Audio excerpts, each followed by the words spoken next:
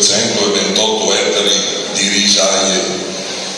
Qualche anno fa ne avevamo 1000-1200, 20 anni fa ce n'erano 2000 ettari di risaie. Questo cosa vuol dire? Non è che l'agricoltore, il consorziato, il coldiretto, chi esso butta semina e riso lo cambia per motivi, perché nella parte estrema, nei terreni dove facevano la risaia, purtroppo non c'è la possibilità di dare acqua, perché la cultura del riso è una cultura che richiede abbastanza acqua, non è come il mais, la soia o il grano o le barbabietole. La cultura è una cultura che ha bisogno di acqua.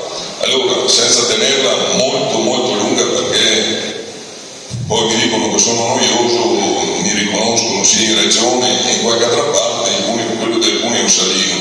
Allora, se vogliamo bene questo territorio e vogliamo salvare il delta del Po, tutta questa struttura, dobbiamo fare questa barriera sul Po di Pila per permettere che se non piove e non viene giù acqua, almeno quel poco di acqua che c'è di fermata e che non vada fuori mare, perché è acqua sprecata nella sicurezza, in tutti questi cose, in tutti i modi sicuri. Purtroppo questo progetto lo stiamo, in questi giorni abbiamo delle difficoltà anche economiche, perché con le autorità di bacino stiamo presentando il progetto preliminare, però abbiamo qualche giorno e ci vogliono qualche euro, perché sono cambiati da parte tecnica, dal 1° luglio sono cambiate le cose e insomma vediamo di trovare, perché se abbandoniamo questo progetto vuol dire che abbandoniamo noi il territorio, abbandoniamo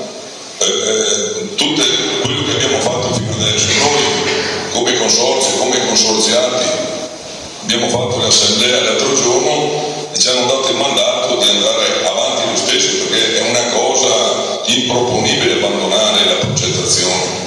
Allora noi ne possiamo fare 10-20 di questi convegni, però se non ci mettiamo una mano o al portafoglio o dove vogliamo, se non creiamo queste risorse, queste barriere, queste strumentazioni, possiamo trovarci 1000 volte di questo problema, non risolviamo niente. Quel poco di acqua che c'è dobbiamo tenerla nei momenti che ce n'è bisogno. Quest'anno, bene o male, siamo partiti male, come ha detto il dottore meteorologo.